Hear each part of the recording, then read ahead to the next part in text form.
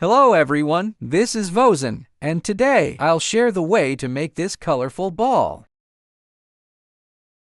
First, turn off the edge line. Let's see.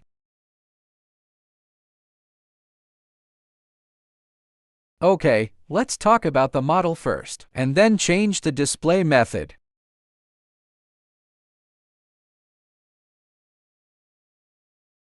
Here, I will use this kind of explanatory tutorial to explain it, because the production time is relatively long. Okay, let's look at the outer model first, which is relatively simple. Here, I create a new project. Then we select a sphere and reduce its number of segments.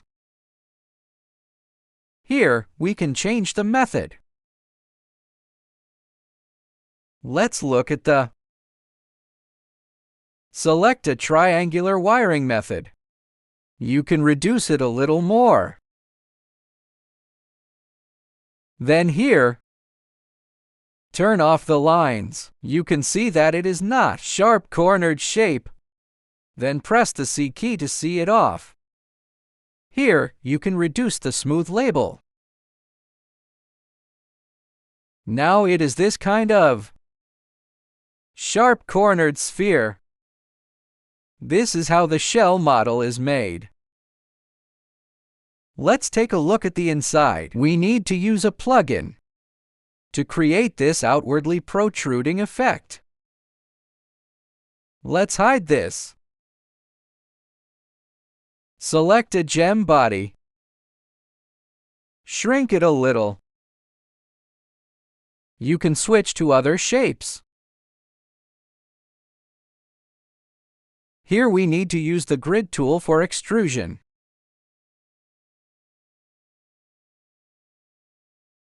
Here is a quantity. First, turn on the wireframe. This number, which controls the distance. You can reduce it a little and offset it a bit. You can see that now it has this extrusion feeling.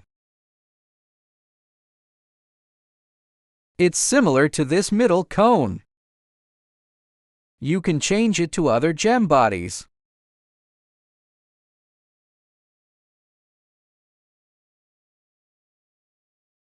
Okay, let's still use this one. Then we can add a layer of subdivision surface, which is more rounded. Here, you can Alt+G to create a group, and in the group, add a chamfer to it. Drag it in. Okay, the third level subdivision. You can see that, now, without adding chamfers, it is overly rounded. Because the subdivision will make it overall smoother. After adding the chamfer, it's equivalent to a border operation is performed. The edges will be more distinct. You can adjust the offset of the chamfer to control the softness of the edge. If you want it to be softer, you can slightly increase it. Okay, turn off the edges. Okay, this is how we make the middle part. Hide it. Next is to make the border. There is a circle of black edge lines. Now it is displayed on. There is a yellow edge on the model. Then turn on rendering. Okay, ignore the middle part for now. You can see a layer of black edge lines here. Turn it off and it won't show. Okay, back here. Hide this first, then turn on the original one. There is also one here.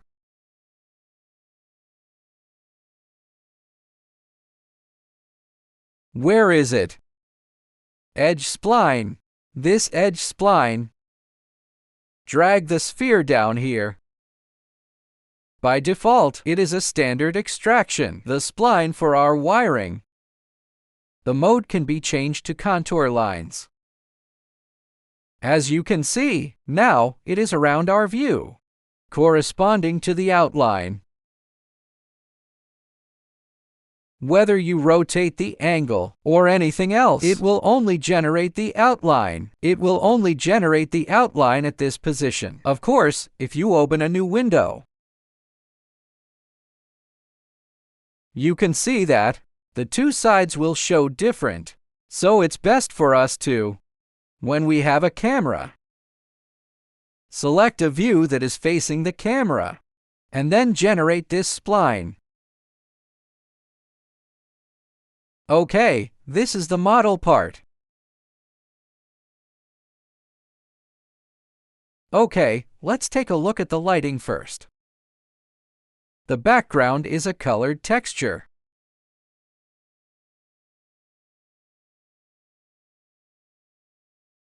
A color texture map. Then add a little saturation. And then made a glow and put it behind. Let's look at the lighting. The light here is mainly to make the triangular structural surface more obvious. Lock the camera view.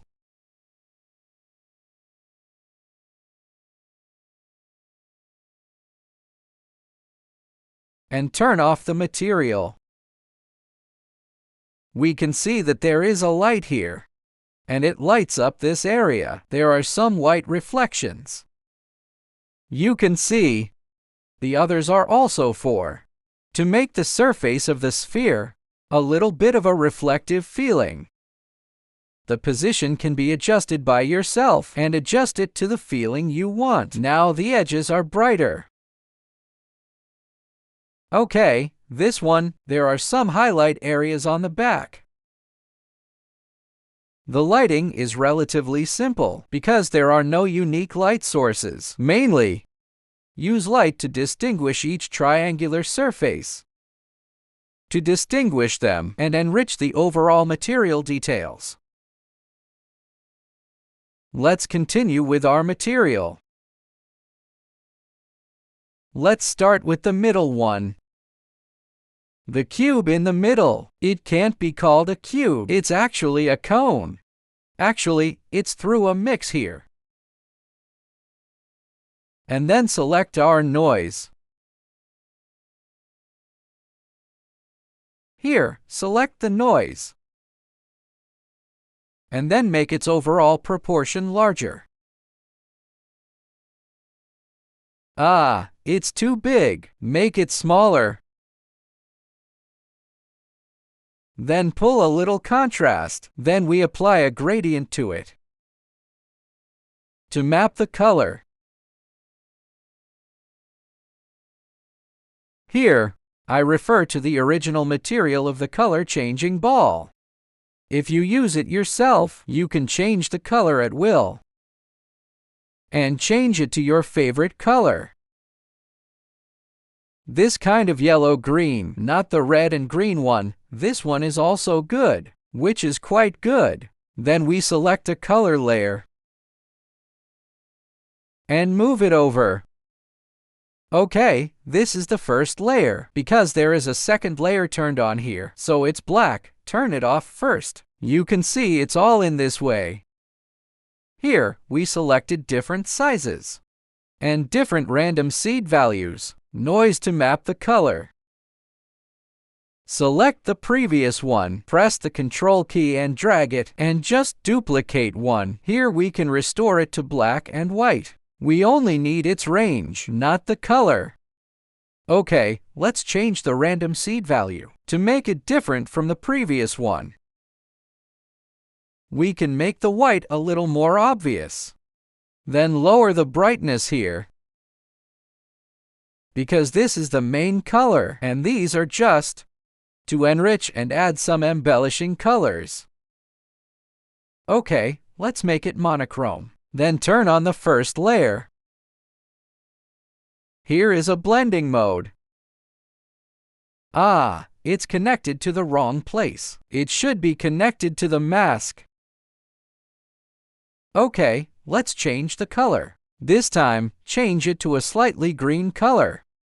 Then pull the white forward and the green will be more obvious. Okay, in the same way. Duplicate one. Change the random value of this one as well. Connect it to the mask here. Then turn on this layer. And turn on this layer. Now this place here is black and change it to purple. In this way. To stack layer by layer, this is the feeling of previous stacking. Then you can also stack it in a new way. Here, connect it. Don't directly give it a luminous material. Let's see the difference.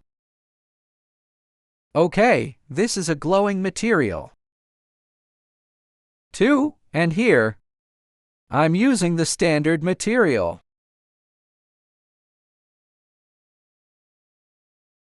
Although it is also connected to the luminous color here, but it is also connected to a base color. Standard material and luminous self-luminous material can both be used for luminous effects. The difference is that look at it. Give the glow here the same color. Look, the previous one is 1. You can lower the reflection here a little bit. Here, it may be because the color is too bright. So it leads to, the reflection is not obvious. Okay, lower it a bit. Lower the reflection of others a little. It's better now. The difference is that when we use self-luminous material, it is a material without reflection. But when using standard self-luminous material, there are some high gloss areas, which looks more three-dimensional. Gives some roughness. Okay, this is the difference. This one is darker in color, so you can see it more clearly. The glowing areas. Self-luminous material can't achieve this effect, so here we use a standard material to create a semi-glowing effect. Meanwhile, and there are some high gloss areas. Okay, turn it off first. And this is the middle material. Next, let's take a look at the sphere. The color blending of the sphere material is similar to the previous one. Let's zoom in. It looks like many layers. In fact, the principle is the same as the one in the middle. Let's take a look. The basic one are these. The color layer is a gradient, and then connected to a UV projection. The purpose is to use the rotation here to adjust the way of the gradient. Here, we choose A, referring to the original colorful ball coloring method. Here is the edge line. To enrich the details, you can see that the mask here is in the form of Fresnel. With a larger value, it will read the edge, and then pull the white to the right and left. To make it more obvious, you can see that these edges will have a little purple mixed in. Here. Wait a moment. Okay, let's turn this off first. It's not very obvious. I'll increase this value a bit. You can see, it's more obvious now. The function of this area here, using the vector node, is to read its normal vector and perform a dot product. There are two dot products here. Connect one and the other one, controlled by a number. This value is to control the area where we want to generate some changes. Then connect a gradient for compression. For example, in our basic case, it is a relatively uniform transition. But after multiplying, after reading the normal vector, we can make some changes in the edges and corners. Zoom in a little bit. When it's 1, the edges and corners will be particularly obvious. Let's connect it first. Then it's too dark. This is not what we want, so we lower it. It's a bit too dark. A moderate level. It has a sense of edges, but not too dark. Okay, let's undo it. Here, I'm using the method of reading the normal vector. Here, you can freely adjust the values. Then, select the area you want. Select it. Forgot to turn on the dedicated graphics. I made 2 selections, to make the left and right, to have a symmetry. But these are just 2. If you want more, you can continue. Just copy it like this, and connect them, and continue to stack them. Okay, here is a way to enrich this. A way to enrich the angular edges. This is the first material. The other materials are mixed. You can take a look. Here is a purple one, which also uses our noise texture, and then perform a color mapping, and then connect it to the base color and glow color. Take a look. This is a purple one here. Also uses a low Fresnel value. The purpose is to read the black area in the middle, because there is a sphere in the middle.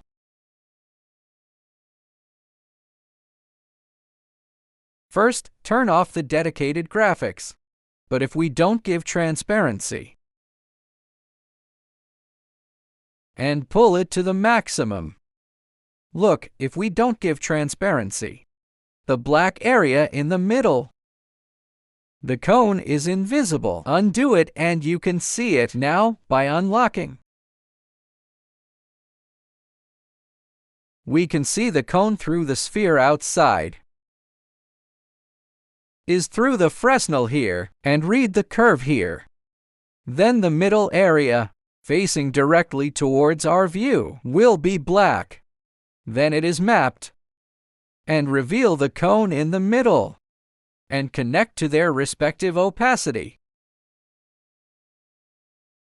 Okay, the next step is similar to the color overlay of the cone we just saw. Here is a texture of a pentagon. Then select noise and multiply it. Read a relatively random pentagon. And use a material blend. And mix some different colors, such as blue. And this one is purple. You can see there are some purple pentagrams and some blue pentagrams. It is mixed in this way. It's the same. Here is a set, and here is another set. 2 different groups of masks.